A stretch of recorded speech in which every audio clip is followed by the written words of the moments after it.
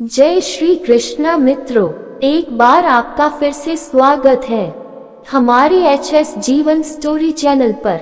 अगर आप हमारे चैनल पर नए हैं तो कृपया हमारे चैनल को सब्सक्राइब करें और वीडियो को लाइक करें और अच्छे कमेंट किया करें। प्रिय दर्शकों, आज हम फिर से एक नई वीडियो, नई जानकारी को लेकर हाजिर हुए हैं आप लोगों के समक्ष। प्रिय मित्रों, आज की जो जानकारी है, आज का जो प्रसंग है, बड़ा ही ज्ञानवर्धक और बड़ा ही मोटिवेशनल है। प्रिय दर्शकों, आज इस वीडियो में जानेंगे श्री राम ने लक्ष्मण को मृत्यु दंड क्यों दिया था। विचित्र रहस्यमयी कथा। कहते हैं सब कुछ विधि का विधान होता है, तब उसे कोई नहीं पलट सकता। भगवान भी जब मनुष्य रूप में अवतार लेते हैं तब अपना कार्य पूर्ण करके उन्हें इस धरती को छोड़कर जाना होता है। उसी प्रकार जब भगवान राम का इस धरती पर समय पूरा हो गया तथा उनके धरती छोड़कर जाने का समय निकट आ गया, तब उन्होंने स्वयं से पहले लक्ष्मण को वापस भेजने की योजना बनाई। भगवान श्री राम के द्वारा लक्ष्मण का त्याग करने तथा उनके द्वारा समाधि लेने की कथा बहुत ही रोचक है। आइए जानते हैं। जब श्री राम के इस धरती पर सभी कर्तव्य पूरे हो गए, तब उन्हें सूचना देने स्वयं महाकाल एक तपस्वी के रूप में श्री राम दरबार में पहुँचे।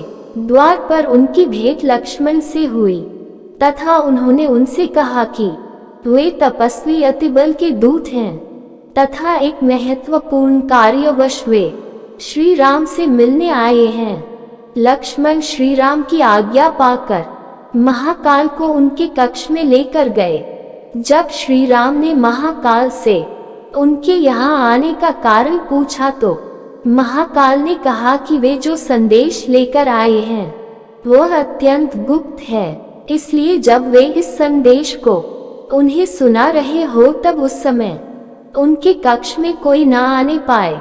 यदि कोई उन्हें बात करते हुए सुन ले या देख भी ले तो उसे प्राणदंड दिया जाए।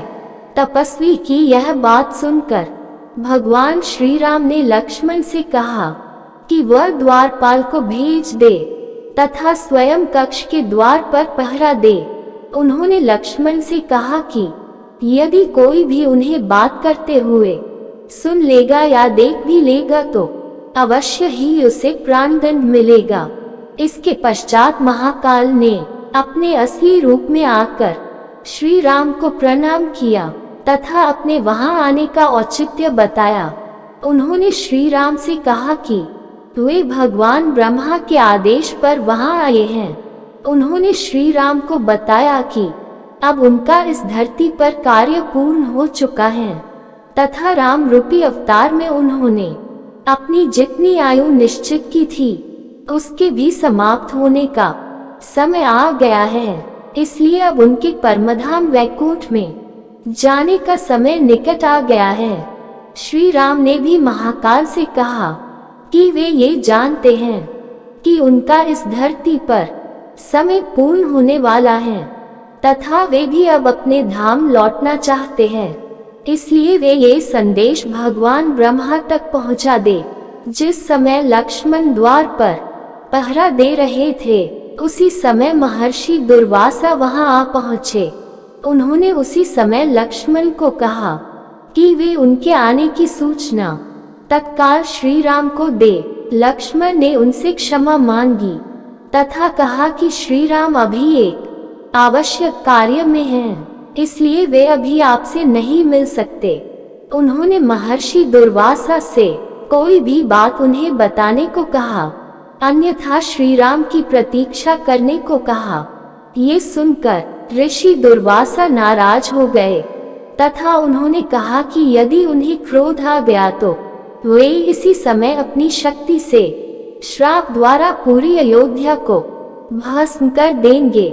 लक्ष्मण ये सुनकर धर्म संकट में फंस गए तथा सोचा कि यदि केवल उनकी मृत्यु से पूरी अयोध्या बच सकती है तो उन्हें अपने प्राण दे देने चाहिए। लक्ष्मण ने दी श्री राम को दुर्वासा ऋषि के आने की सूचना। लक्ष्मण ऋषि दुर्वासा के आगमन का संदेश लेकर श्री राम के कक्ष में पहुंच गए तथा उन्हें दुर्वासा ऋषि से मिलने को कहा। लक्ष्मण को वहां देखकर महाकाल अंतर्धान हो गए। श्री राम भी असमंजस में पड़ गए, लेकिन वे लक्ष्मण की दुर्दशा को समझ चुके थे। उन्होंने लक्ष्मण को महर्षि दुर्वासा को अंदर भेजने का आदेश दिया। इसके बाद भगवान श्री राम के द्वारा राज्यसभा बुलाई गई, जिसमें महर्षि वशिष्ठ, उनके सभी भाई, मंत्री तथा हनुमान उपस्थित थे। मंत्री सुमंत तथा भरत ने लक्ष्मण को क्षमा कर देने का अनुरोध किया, लेकिन लक्ष्मण ने कहा कि यदि राजा का वचन ही झूठा चला जाएगा तो कौन उनकी बात पर विश्वास करेगा। इसलिए लक्ष्मण ने स्वयं के लिए मृत्युदंड मांगा।